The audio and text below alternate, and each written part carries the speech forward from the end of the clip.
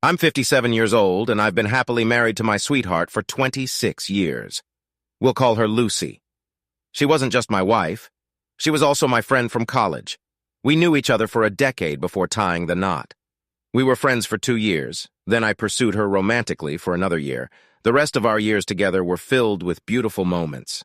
However, due to official circumstances, we had to live in different cities for several years. Despite the challenges of time and distance, Lucy and I have maintained a strong connection. She wasn't only my loving wife and the mother of our children, but also my closest friend from my college days. She understood me like no one else, which is why her betrayal shook me to my core. Just last week, we attended our college's alumni meeting, an annual event dedicated to our graduation 35 years ago.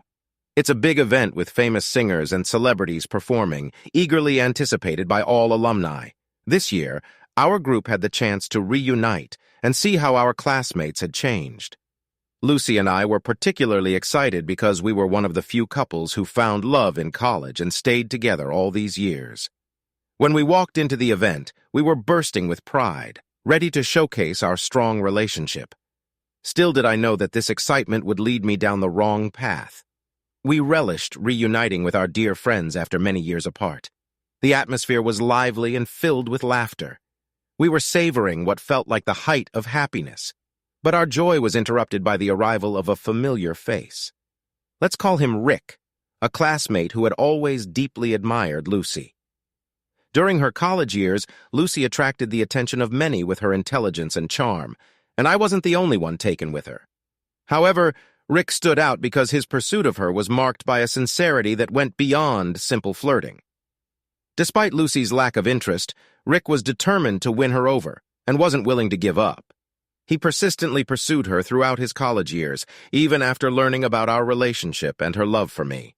I remained a confident partner, paying no heed to his advances because I knew our bond was strong. Rick and everyone else were well aware that Lucy was exceptional. But he continued to pursue her. I distinctly remember the moment when Rick found out that Lucy had chosen to marry me. One day he approached me with a text message claiming that Lucy had made a serious mistake, expecting me to take care of her as deeply as he thought I could. Lucy and I found his immaturity and idealism amusing and just laughed it off. After that incident, we no longer crossed paths with Rick and heard nothing about him, assuming he had finally moved on. After all, 35 years had passed since college, and we had been married for 26 years. But to our surprise, on the day of the reunion, Rick approached us again, fixated on the chapter of his life connected to Lucy. When he warmly embraced each of us, we reciprocated, but Lucy preferred a more reserved approach and chose to shake hands as Rick's gaze unsettled her. Rick took a seat across from Lucy, and his unusual intense gaze attracted everyone's attention in the room. Unable to bear the tension, I asked if he had brought his family to the reunion, hoping to change the subject. To my surprise, he told me that at 40, he had been briefly married but was currently single. Rick admitted that his marriage had ended in divorce, and I expressed my sympathy. Unexpectedly, there was a bitter tone in his response. "Well, you should be sorry. After all, you stole my love." This ridiculous statement was accompanied by hysterical laughter. In my younger days, such provocations might have led to a physical confrontation, but now, as we approach 60, such trivial matters don't hold much weight. Rick's lack of intimidation allowed him to brush off his comments. Rick was the type of guy who wouldn't be chosen for a sports team, a brash talker whose jokes fell flat. Although everyone heard his insensitive remark, no one reacted, and a tangible discomfort settled in the air. According to diffuse the situation, we collectively decided to ignore him. While it was clear that Lucy was particularly affected by his words, her silence spoke volumes. Nancy and I, our close college friend, recognized that Lucy was upset and took her aside. We tried to lift her spirits by advising her not to pay attention to the behavior of someone so obsessed and to enjoy the rest of the evening in peace. Understanding Lucy's tendency to overthink, we comforted her. According to Bring Back Her Smile, we tried to help Lucy recover and calm down. Unexpectedly, Rick approached us, apparently eavesdropping on our conversation. To our surprise, he apologized, saying he didn't want to upset Lucy. On the contrary, he wanted to remind her that she still had an admirer, despite the passage of time and its impact on her appearance. I was outraged by his rude words, but managed to stay composed, firmly telling him to leave us alone. Rick was genuinely sorry for the trouble, and Lucy firmly asked him to give us some space, but Rick continued to stand his ground, urging Lucy to forgive him so we could enjoy the remaining moments of our final gathering. His words touched my heart, making me realize it was time to let go of the past and move forward. This evening marked the end of our meetings with old friends and classmates, highlighting the pointlessness of dwelling on the past. Following this, Lucy embraced Rick, urging him to let go of their story and not return to her in the future. Holding each other, we headed to the dance floor to enjoy the celebration. As others joined us, the atmosphere became more festive and enjoyable. After a while, I noticed that Nancy and Lucy were in conversation, and Rick was standing nearby. He seemed to be talking animatively and even dancing in a somewhat silly manner. Like this, I was relieved that the earlier conflict had been resolved, allowing us to reflect on our shared history in a positive light. Throughout the evening, I kept a close watch on Lucy to see how she was feeling. I couldn't help but notice that Rick was whispering something to her, but I hoped it was nothing to worry about. Lucy responded to Rick with a smile and a nod, which eased my concerns. I figured their conversation was probably harmless because Lucy would have scolded him if it was inappropriate.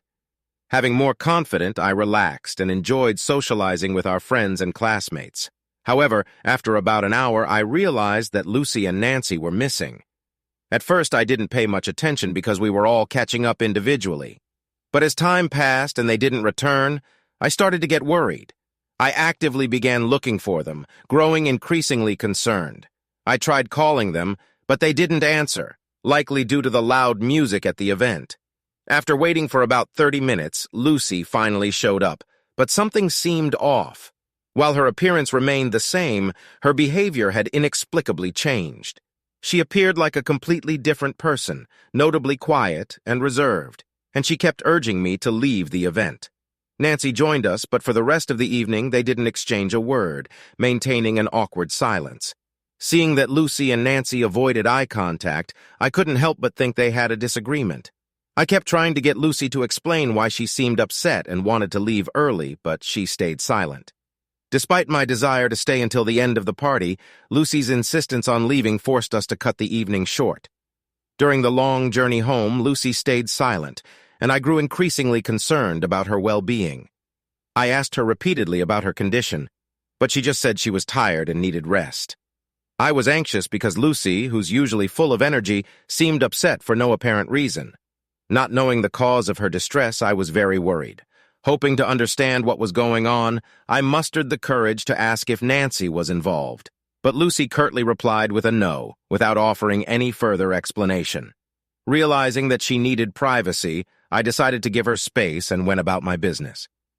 Once we got home, while many of our former classmates happily shared photos and chatted on social media about the reunion, I couldn't shake a feeling of sadness.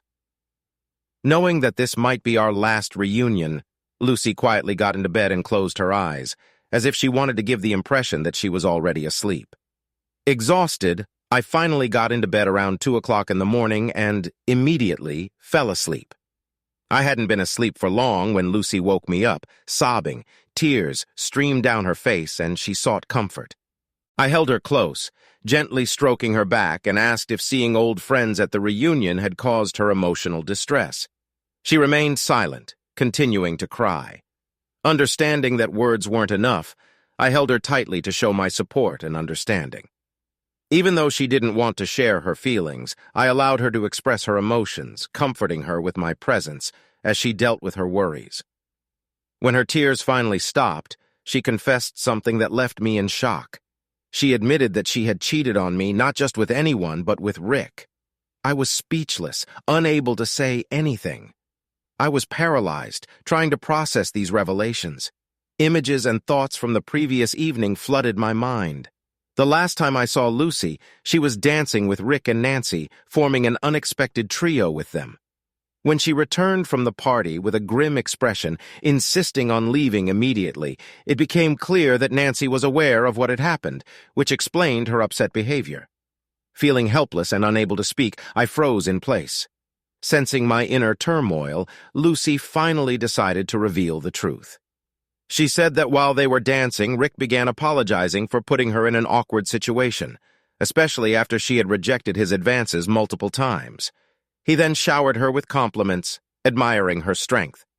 In the midst of the dance, Rick confessed that despite traveling the world, he had never met anyone as extraordinary as Lucy. She admitted that his sincerity charmed her, and she enjoyed the compliments. Lucy, captivated, listened as he invited her for a walk, promising that it would be their last meeting. He insisted that she deserved to hear all his thoughts about her in their purest form. Initially, Lucy declined, but he continued to press, emphasizing that it was a chance to share his true feelings. Her curiosity got the best of her, and she decided to join him. Wanting to know what he had to say, Lucy went for a walk with Rick on the serene college campus, seeking peace and quiet. During their walk, Rick shared his long-standing love for her and confessed that he considered her the most extraordinary woman in the world. Their conversation revolved around different stories, but the core of it remained unchanged. Lucy admitted that she had been influenced by alcohol and had foolishly given in to his persuasive words. During their walk, Rick gently held her hands, which complicated the situation and weighed on Lucy's heart. Tears welled up in Lucy's eyes, and she sought solace in my presence. She shared painful details, recounting every intimate moment between her and Rick.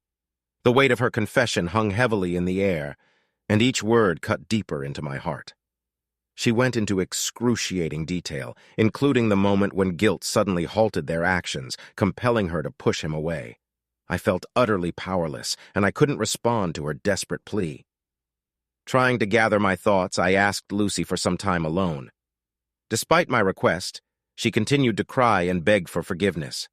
In an effort to console her, I suggested she rest a bit, promising that we could discuss the issue in the morning.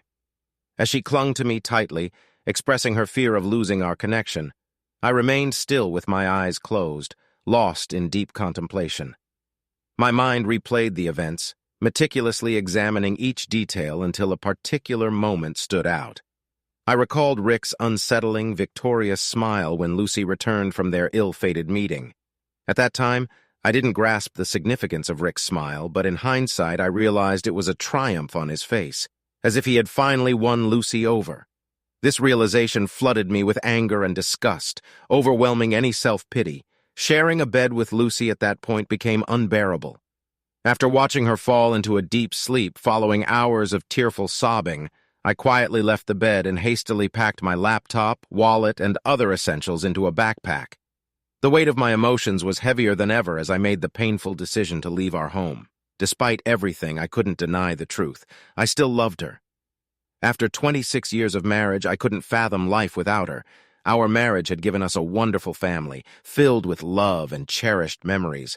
But despite our strong bond, I knew I couldn't stay. Lucy knew me too well, and her persuasiveness would likely have deterred me from leaving if I stayed until morning.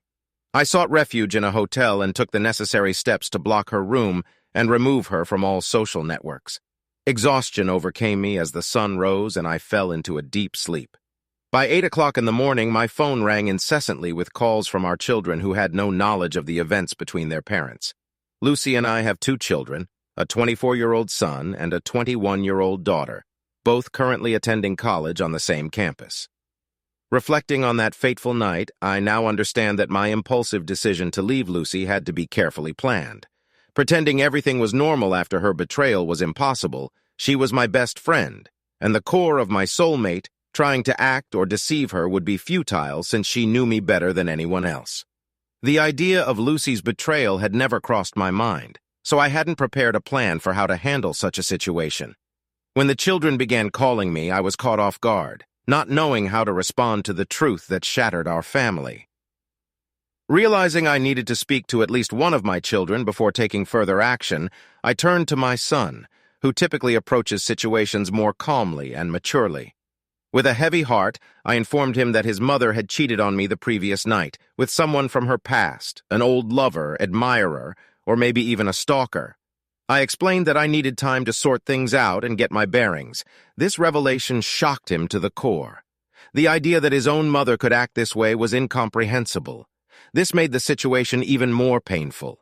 Our family had been known for its strength and love, and we had always been proud of our close bond. Our children, relatives, and friends admired our relationship. Now all of that had been shattered due to Lucy's actions.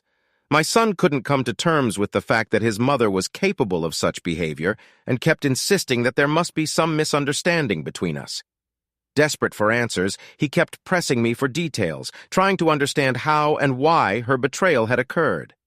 Recognizing the emotional toll this was taking on my son, I understood that providing a detailed chronological account would only intensify his pain and possibly enter his ability to move on. With a heavy heart, I acknowledged the gravity of the situation and expressed my sincere hope that it was all an elaborate joke.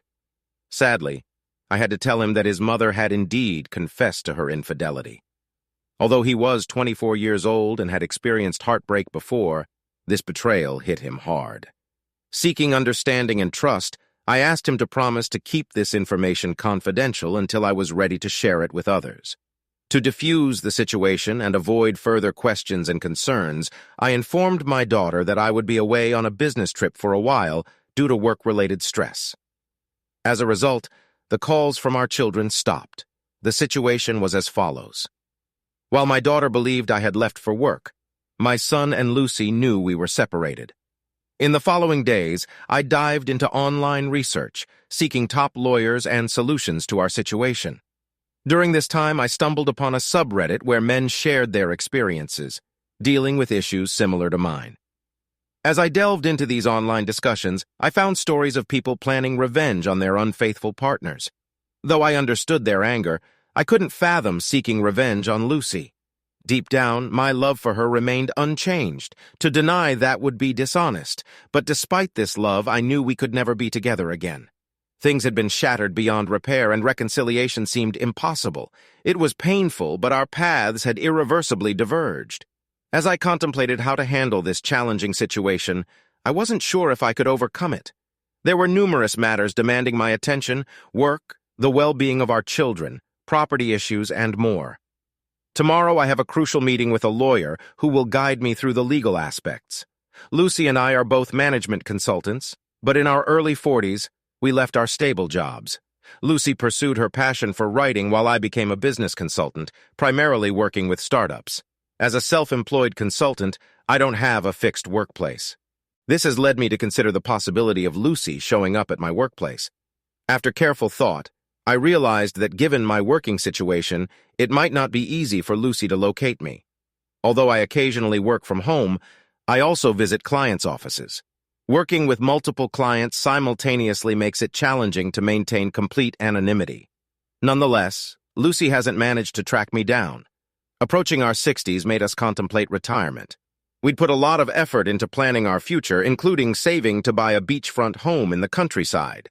We aimed to make this purchase next year, and it already identified potential properties that matched our desire for a peaceful retirement. Fortunately, we hadn't finalized the purchase of the beach house, and we were still negotiating with property owners. In hindsight, I'm incredibly thankful for this.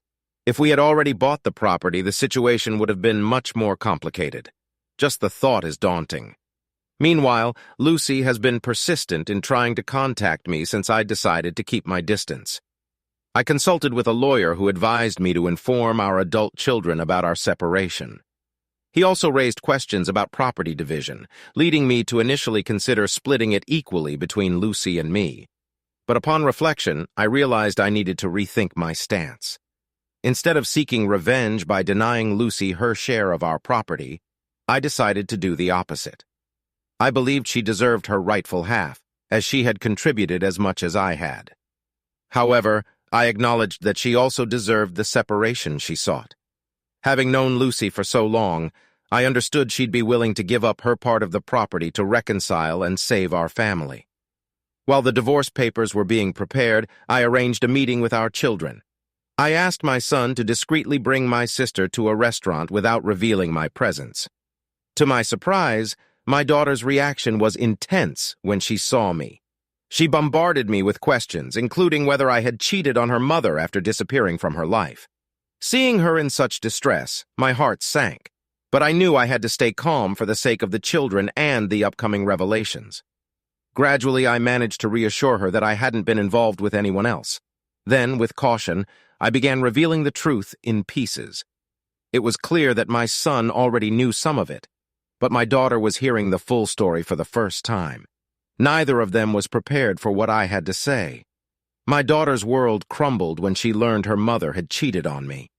For the past 15 days, since I left our home, she had been staying with Lucy. Overwhelmed with emotion, she embraced me tightly and tearfully asked for forgiveness for any ill feelings she had harbored against me.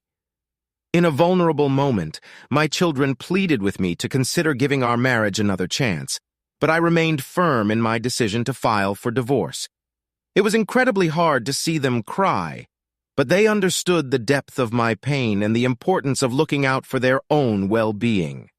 During this tough time, my children made a sincere commitment to stand by my side. I assured them that the decision to separate was made by me and their mother alone and wouldn't affect our love and support for them. My daughter expressed concern for Lucy's well-being, explaining that she was struggling with eating and sleeping.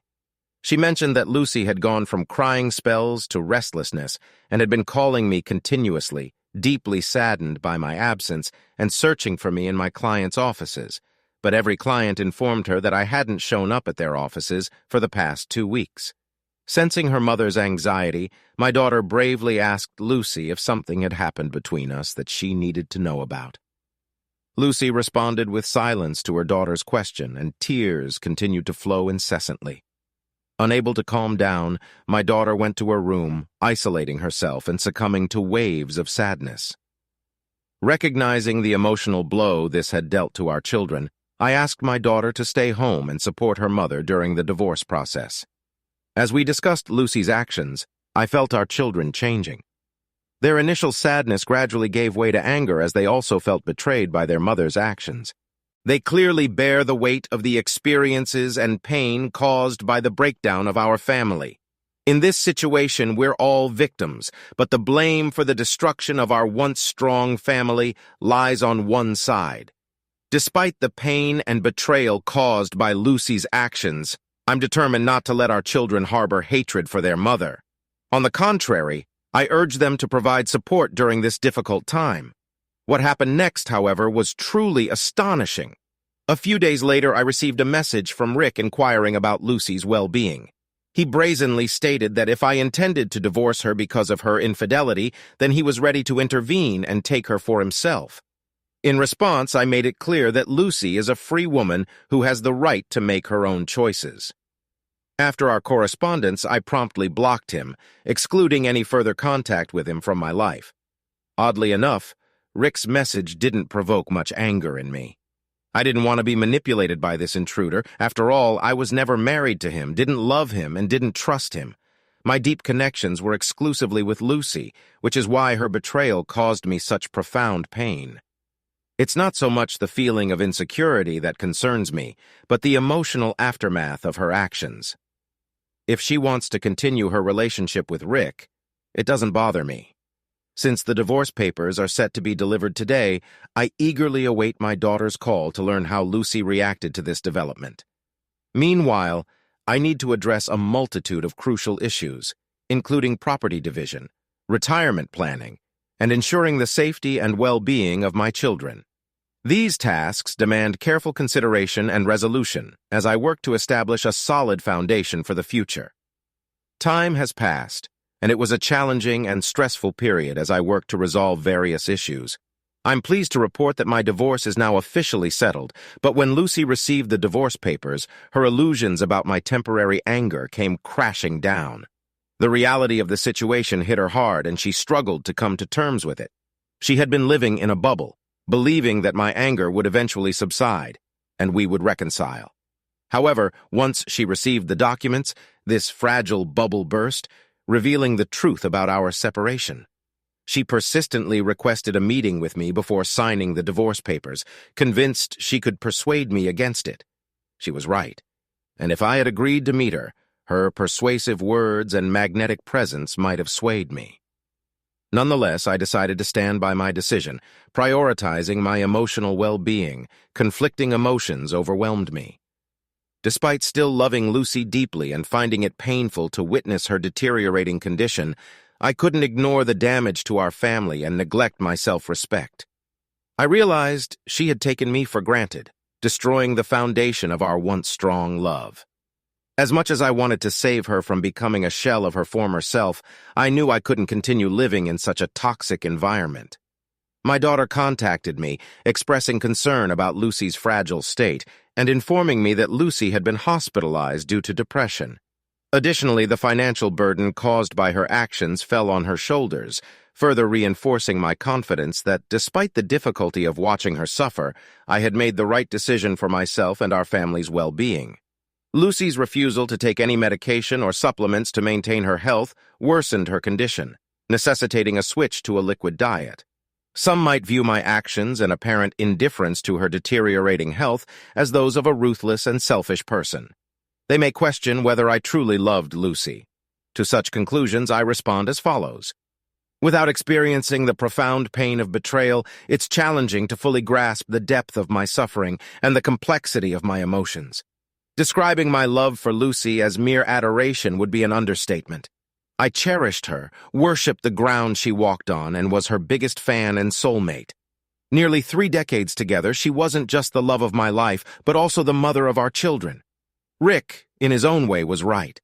Finding a woman like Lucy is exceedingly rare, distinguished by intelligence, talent, empathy, and all the qualities one could desire in a partner. I tried to care for her and treat her as such, but her actions toward me showed no reciprocation of love and trust. The deep connections were exclusively with Lucy, which is why her betrayal caused me profound pain. It's not so much the feeling of insecurity that troubles me, but the emotional aftermath of her actions. If she wishes to continue her relationship with Rick, it doesn't concern me. As the divorce papers are set to be delivered today, I eagerly await my daughter's call to learn how Lucy reacted to this development. Meanwhile, I must address various critical issues, including property division, retirement planning, and the well-being of my children. These tasks require careful consideration and resolution as I work to build a solid foundation for the future. Surprisingly, Nancy didn't act surprised at all. She claimed to already know why we had separated. Curious, she started calling me to learn the details of how I discovered Lucy's infidelity. I informed Nancy that Lucy had admitted to being unfaithful. Nancy apologized and mentioned that she had previously warned Lucy about Rick and advised her not to spend time alone with him. Regrettably, Lucy chose to disregard Nancy's advice. But Nancy also shared a version of the story that differed from what Lucy had told me. According to Nancy, she and Lucy were happily dancing when Rick joined them and made advances on Lucy. She kept whispering in her ear, which made me doubt Lucy's explanation that it was an apology. Nancy's account painted a different picture, casting suspicion on Rick's intentions and Lucy's involvement. Nancy expressed her dissatisfaction with Rick's advances and tried to intervene, noticing significant changes in Lucy's behavior. To Nancy's surprise, she discovered that Lucy enjoyed talking to Rick, which deeply concerned her. This complicated the situation further, raising questions about Lucy's feelings for Rick. When Rick suggested going for a walk, Lucy asked Nancy for advice, silently wondering what to do. Nancy strongly opposed the idea, emphasizing Rick's dangerous reputation. However, Lucy eventually agreed to the walk, despite Nancy's reservations. Nancy was engrossed in conversation with friends and didn't immediately notice Lucy's absence. Gradually, she realized this and became worried. She searched for Lucy and found her with Rick in an unexpected place: the college pool locker room. This contradicted Lucy's claim that they were on the lawn. Nancy confronted them, interrupting their encounter and revealing that it was her presence, not Lucy's conscience, that stopped them. Despite the painful betrayal, I couldn't help but feel proud of Lucy for admitting her mistakes to me. Knowing the truth brought some comfort, but the betrayal still weighed on my heart. I initially believed her blame on intoxication, but I later realized it was a conscious choice. The fact that their encounter took place far from our original location at the college pool emphasized that it was deliberate, not a momentary weakness. It was clear that Lucy's actions were intentional. After listening to Nancy, I asked the pressing question, could I consider giving Lucy another chance? I was torn. Lucy had confessed, but Nancy's revelation of the differing versions added complexity. Lucy's deception left me in emotional shock. Meanwhile, my children shared concerning news about Lucy's deteriorating mental state. She fell into deep depression and was on the brink of self-harm. Learning of her condition, I turned to Nancy for support and advice. I explained the previous phone conversation to Nancy, where Lucy told me a different story. I asked Nancy to visit Lucy and have an honest conversation. It was evident that Lucy held a painful secret. I urged Nancy to inform Lucy that I now knew the whole truth and had decided not to forgive or rebuild our relationship. I suspected that Lucy was intentionally arming herself, so her well-being became my top concern. Lucy hoped for reconciliation, but Nancy visited as I requested and updated me. Lucy was on the path to recovery from her emotional struggles, and she had signed the divorce papers, which brought some relief. In light of recent events, I found motivation to wrap up my work commitments. Instead of settling down as planned, I felt compelled to choose a different path. I decided to embark on a solo journey, seeking new experiences and freeing myself from obligations. The prospect of escaping the restrictions of a permanent residence brought me joy and promised an improved mental state. I acknowledge that I may not be handling the situation perfectly, but I'm doing my best in these unpredictable times. I can only hope for the best in overcoming this challenging period. A year has gone by, and I want to update you on some developments. During this time, it felt like time passed slowly for me. After leaving our house, I stayed in a hotel for a few months, and then rented an apartment while our divorce proceeded as planned. I continued to work, but I switched to clients that allowed me to work from home full-time. This change offered more flexibility and helped me adapt to my new life. Concerning our property division, Lucy received 50% of the money we had saved for our retirement home. Though it was tough to part with that money, I understood the importance of a fair split during our divorce. To ensure a fair distribution of the remaining 50%, which is rightfully mine, I decided to share it between my two children. They are old enough and independent, so having access to these funds can be useful for them. As for Lucy, she's still undergoing therapy to deal with her emotional issues. Nancy stays in touch with her and occasionally asks about my well-being. During a conversation with Nancy, she shared unexpected information about Lucy. It's crucial to handle this info cautiously, as Nancy still supports Lucy. Nevertheless, I'm willing to hear her perspective. It turns out that, despite what I thought, there are reasons to be skeptical about how well I know Lucy. I held Lucy in high regard, considering her strong and determined, but it appears that loneliness may have influenced her decisions. According to what I learned, Lucy began communicating with Rick, and he reciprocated her feelings. Their relationship appeared to be flourishing until he found out about our impending divorce. Rick learned about the divorce. His behavior took an unexpected turn. He distanced himself from Lucy, leaving her confused and heartbroken. Despite her efforts to remind him of his previous expressions of love, he claimed his intentions were only for a casual encounter. He admitted he didn't want a long-term emotional relationship or marriage due to her strong, wild nature. This revelation left Lucy feeling betrayed and shattered her image of Rick's intentions. Her relationship seemed built on fleeting desires and empty promises rather than genuine affection and commitment. It's difficult to fathom that Lucy begged Rick for a relationship, especially given his reputation for insincerity. Rick's true intentions were exposed when he revealed his desire for only a physical relationship, disregarding Lucy's need for emotional support. He also mentioned having a roommate with whom he was content. All his apparent love and admiration turned out to be a facade, which left Lucy feeling deceived and insulted. In a cruel final statement, Rick arrogantly claimed to have achieved his goals, even boasting about outsmarting Lucy.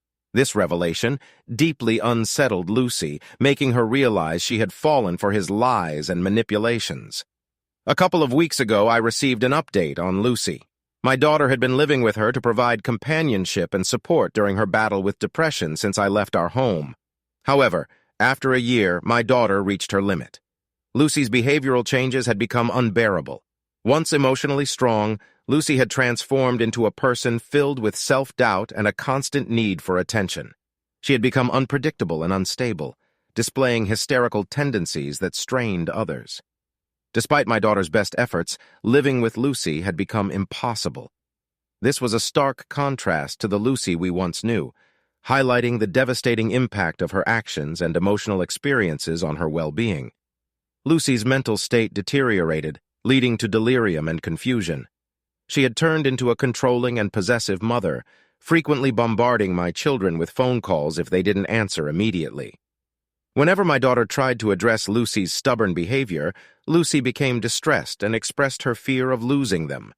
Lucy had been deeply terrified by my departure, and my children assured her that they wouldn't abandon her. They did everything in their power to help her with her depression, but if her controlling tendencies persisted, they might need to reconsider their stance. Lucy often engaged in intense arguments with her children, accusing them of not supporting her during the most challenging moments of her life. This behavior was unfamiliar to us. The children were shocked by Lucy's unusual conduct. Ultimately, they had a heated argument with her, making it clear that her actions had disrupted everyone's lives. Our once caring, reliable, and joyful family had become fragmented and distorted. It was hard for Lucy to accept that her own children held her responsible for these events. 2 weeks ago, my daughter decided to leave home. She informed me that she had done everything possible to help Lucy, but couldn't put her own life on hold to care for her. I believe my daughter's decision was reasonable. It's crucial for her to move forward, just as it's essential for Lucy to take responsibility for her life. While it's natural for someone my age to find some satisfaction in seeing his unfaithful ex-wife suffer, I must admit that I felt no joy in this situation. Instead, I felt deep sadness for Lucy and her current state. Her poor decisions have led to a lifetime of suffering, and I genuinely hope she can recover her former self, regaining confidence and strength.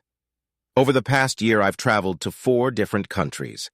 It has been an incredible journey, experiencing diverse cultures, savoring local cuisines, and embracing entirely new ways of life.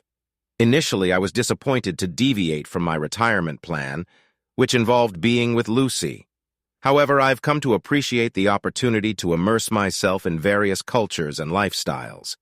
In my travels, I had the pleasure of meeting incredible people from various cities worldwide. Currently, I'm not involved in any romantic relationship, nor am I actively seeking one. I'm open to whatever the future might bring. To be honest, the last 2.5 years haven't seen any major events, except for my extensive travels to over a dozen countries and rekindling my passion for painting. In the past month, I had the opportunity to reunite with Lucy after a 4-year gap.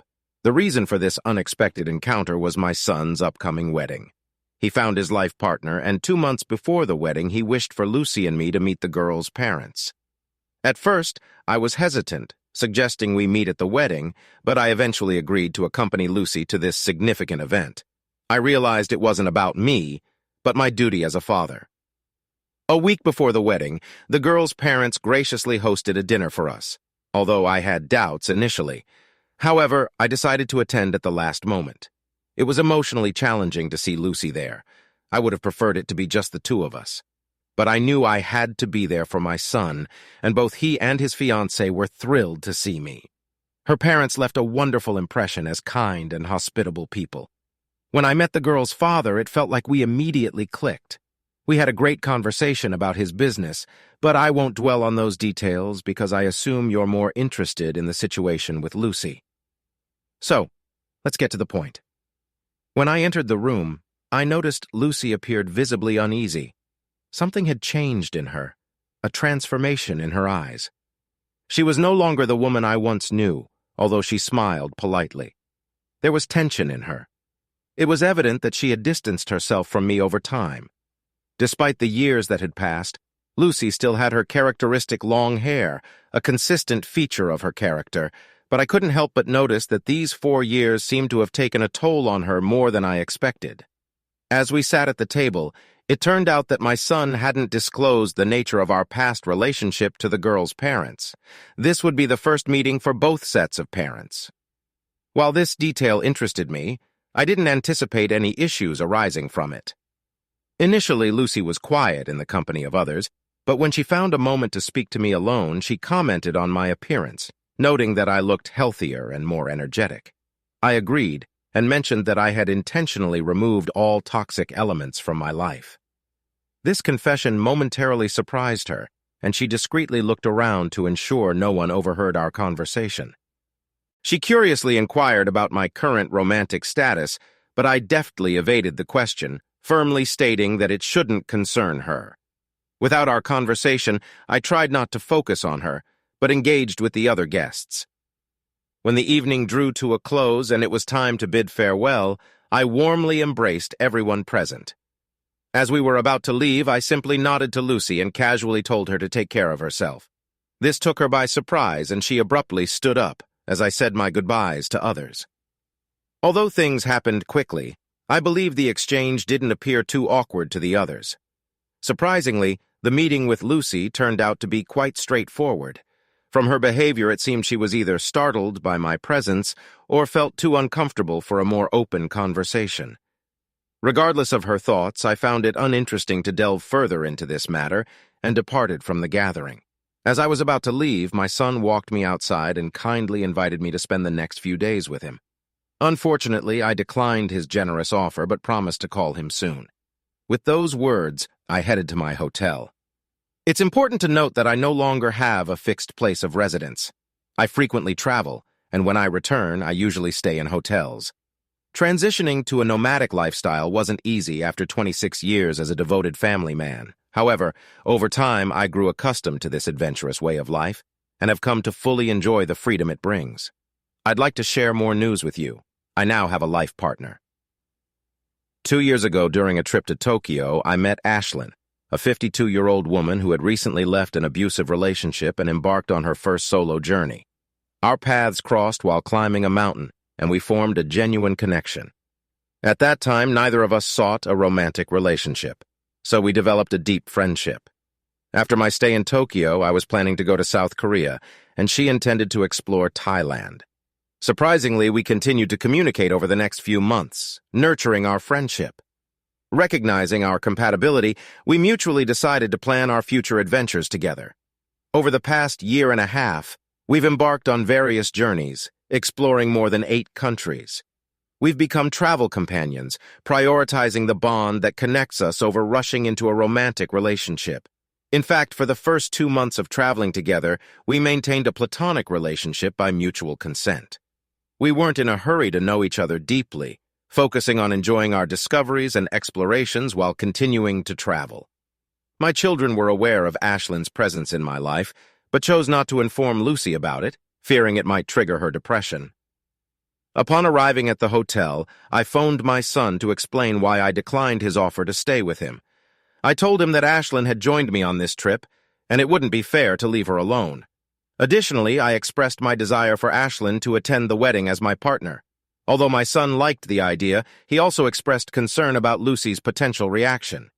Nevertheless, I stood my ground, emphasizing the importance of Ashlyn attending the wedding and getting to know my family. I suggested my son involve my daughter in the conversation to discuss the matter collectively. Thankfully, my daughter supported my decision and agreed that Ashlyn should meet our family. With just a week left before the wedding, we spent our time exploring the city together, giving Ashlyn an unforgettable tour of Kentucky since it was her first visit. Finally, the wedding day arrived. As we entered the venue, I couldn't help but notice Lucy's fixed gaze on me. Lucy's reaction was intense when she spotted Ashlyn in me walking hand in hand to the wedding venue. Before the event, I had cautioned Ashlyn about the possibility of Lucy's unwanted behavior, but she assured me that she could handle it calmly. It was at that moment that I became personally aware of how much control Lucy still had over me. Following our separation, Lucy rushed toward us, swiftly grabbing my wrist, attempting to pull me aside. I firmly stated I didn't want to engage in a personal conversation with her. She posed direct questions, inquiring if Ashlyn was my girlfriend and if I intended to marry her. I firmly replied that it was none of her business. With growing attention from other guests who noticed Lucy's tears and anger, I asked her to leave us alone. The wedding was about to begin, and her actions were disturbing the joyful atmosphere. My daughter tried to mediate and calm her mother, but Lucy stubbornly resisted. She implored her, stressing that her actions were spoiling the wedding for everyone. Lucy raised her voice, displaying her indifference to the situation. In response, my typically soft-spoken daughter intervened and became resolute. Not only did she maintain her composure, but she continued to give Lucy a stern and memorable lesson. I was taken aback by our daughter's unexpected outburst. With strong yet controlled anger, she conveyed a harsh truth that had been buried for too long. She reminded Lucy that they were supposed to enter the wedding hall together as a family. Instead, Lucy's involvement with someone else was seen as an act of betrayal. My daughter presented Lucy with two options: accept the situation and move on, or my daughter would ensure her removal from the wedding before it started. The gravity of her words left no room for negotiation or further disruption. As a father, I initially stepped in to protect my daughter. However, I soon realized her resilience and strength, even in the face of her own mother's actions. With unwavering determination, my daughter pointed directly at Lucy, ensuring her words carried weight. By the way Lucy was squeezing my wrist, I could sense the tension building, and then she released her grip. We made eye contact, and her face trembled, conveying a mix of anger and betrayal. After a few moments of silence, Lucy turned and left without acknowledging Iceland. To my surprise and relief, my daughter took the initiative to apologize to Iceland on Lucy's behalf. Iceland warmly embraced both of us, and I expressed my pride in my daughter's strength and resilience, referring to her as my soldier. She was visibly emotional when I used that term. Lucy had caused suffering to those around her, but she had always expected sympathy and care from certain friends over the years. Due to circumstances, my children didn't have a family home for special occasions, and I acknowledged my role in this outcome. Throughout the remainder of the wedding, Lucy grew increasingly irritated by our children's support for me. She distanced herself, often standing alone in corners or sitting by herself, appearing more distant than a groom's mother should be at such an event. She even chose not to participate in the family photo, further highlighting her sense of isolation. A few days ago, Nancy gave me a call. She mentioned that Lucy was upset that I was moving on with my life while she remained lonely. In response, I told Nancy that my children and I had reached a point where we couldn't bear Lucy's constant dramas any longer. I explained that Lucy was on her own path and she was free to live as she pleased. My primary goal now is to enjoy the remaining years of my life in peace. I'm considering the idea of being closer to my children and taking responsibility for their family gatherings, even though they are grown. I believe it would provide them with a comfortable and stable environment where they can come together when needed. The recent wedding made me realize that a new phase of life is approaching where I may become a grandparent. I don't feel the need to inform Lucy about this, and I'm content with that decision. When the time comes, I'll see if Island wants to join me on this journey. Nancy also informed me that Lucy is in a bad condition, behaving inappropriately, and experiencing panic attacks. I asked Nancy to stay with Lucy, offer her support, and promise to reach out to my daughter to help. Since my daughter was away, Nancy couldn't stay with Lucy for an extended period, and she was left alone in the house in such a terrible state. Before the next day arrived, my children and I received devastating news. In a state of mental breakdown, Lucy ran onto the road and was struck by a motorcyclist who couldn't react in time to avoid the collision. Lucy, the love of my life and the mother of my children, passed away instantly. It's really difficult for me to talk about it. Her body was terribly injured, resembling a disassembled doll. While I might blame myself for insisting on bringing my new partner to my son's wedding, we couldn't have continued to endure Lucy's manipulations for the rest of our lives. It all began with her betrayal, and no one is at fault for the path she chose.